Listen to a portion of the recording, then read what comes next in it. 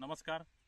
आपलं आत्मा टीओ कृषी केज या चॅनलमध्ये सर्वांचं स्वागत. आज आपण या ठिकाणी सर्व पिकाला जसं फवारणी करताना ड्रोनचा वापर कसा केला पाहिजे, त्याचबरोबर ड्रोनमध्ये आपण कोणकोणती खतं फवारू शकतो आणि कशा पद्धतीने त्याचे फायदे आहेत याबद्दल सविस्तर असं माहिती सांगण्यासाठी आपल्याला कृषी सेवा केंद्र याचे जे संचालक आहेत ते भाऊसाहेब गुंड या ठिकाणी उपस्थित आहेत. त्यांना मी विनंती करतो की ह्या ड्रोनमध्ये आपण कोणकोणती खतं, कोणकोणती कीटकनाशक, बुरशीनाशक याचा वापर आपण चांगल्या पद्धतीने करू शकतो याबद्दल शेतकऱ्यांना माहिती द्यावी.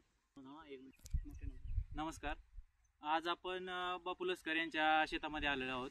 आज त्यांच्या ऊसाला एक न्यू टेक्नॉलॉजी म्हणजे ड्रोन याद्वारे आपण त्याला स्प्रे देणार आहोत. आज आपण ह्या स्प्रेमुळे वेळेची बचत, व्यवस्थित स्प्रे आणि ह्याच्यामध्ये वेगवेगळे कीटकनाशक, परत नंतर बुरशीनाशक आणि वॉटर सोलेबल, त्यामध्ये नॅनो DAP, नॅनो युरिया, परत तुमचं म्हणलं तर बुरशीनाशक म्हणजे निंबोळी पेंट, निंबोळी तेल आणि इतर औषधे ह्याच्यात स्प्रे करू शकतो. आणि ह्या वापरामुळे आपल्याला वेळेची बचत आणि चांगला रिझल्ट मिळू शकतो. धन्यवाद.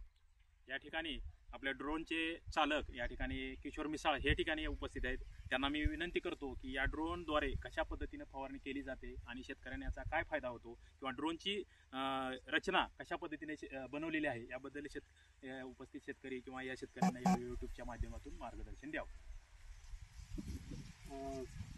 माझं नाव किशोर रमेश मिसाळ. मी उज्ज्वल विमान कंपनीचं ड्रोन घेतलेला आहे. या ड्रोनमध्ये ह्याची मीडियम कॅटेगरीमधलं ड्रोन आहे. सर्टिफाईड कंपनी आहे उज्ज्वल विमान, औरंगाबादची. दुसरी गोष्ट, हा जो खालचा आहे बॅक साईडचा हो, याला लँडिंग गेअर म्हणतात. तिथं खाली वॉटर सेन्सर आहे, इनलेट पाईप आहे, हे प्रोपेलर आणि इलेक्ट्रिक मोटर आहेत. ते खाली हे जे नोझल आहेत ते फ्लॅट जेट नोझल आहेत. या ड्रोनमध्ये आपण वेगवेगळी खतं, बुरशीनाशकं कमी टायमिंगमध्ये जास्त एकर क्षेत्र आपण फवारू शकतो. दुसरी गोष्ट, याचा पर्पज बघायला गेला तर वेळेची बचत होऊ शकते. तुमचे औषधाची पण बचत होऊ शकते या गोष्टीमध्ये.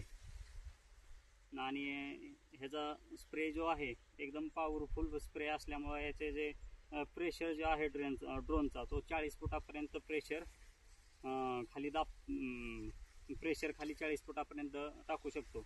आपण वेगवेगळ्या पिकावर याचा ट्रायल घेऊ शकतो.